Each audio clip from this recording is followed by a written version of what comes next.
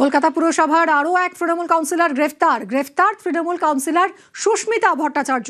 63 নম্বর ওয়ার্ডের তৃণমূল কাউন্সিলর সুস্মিতা ভট্টাচার্য গ্রেফতার। একাধিক অভিযোগ রয়েছে এর বিরুদ্ধে। রৌনকের থেকে জানবো এক এক করে। রৌনক, কোন অভিযোগে গ্রেফতার করা হলো সুস্মিতা ভট্টাচার্যকে? কখন গ্রেফতার হলেন? দেখো, একেবারে একজন বৃদ্ধ ওয়ার্ডগঞ্জের বাসিন্দা, তিনি ওয়ার্ড প্রশাসনে লিখিত অভিযোগ দায়ের করে 5ই জুন। সেই অভিযোগে বলা হয় যে বৃদ্ধকে ভয় দেখিয়ে হুমকি দিয়ে প্রায় 30 লক্ষ টাকা তোলাবাজি করা হয় এবং 30 লক্ষ টাকা হাতিয়ে নেবার অভিযোগ আসে এই সুস্মিতা ভট্টাচার্য এবং তার স্বামী সলিল চ্যাটার্জির বিরুদ্ধে। অভিযোগ পাওয়ার পর তদন্তের হবে ওয়ার্ডগঞ্জ থানার পুলিশ এবং আজই তাদের দুজনকে তাদের বাড়ি থেকে গ্রেফতার করে ওয়ার্ডগঞ্জ থানার পুলিশ। জানা যাচ্ছে সুস্মিতা ভট্টাচার্য তিনি 63 নম্বর ওয়ার্ডের কাউন্সিলরের পাশাপাশি 7 নম্বর গ্রুপ চেয়ারপারসন।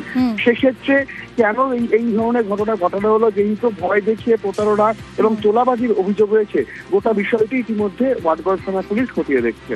ধন্যবাদ।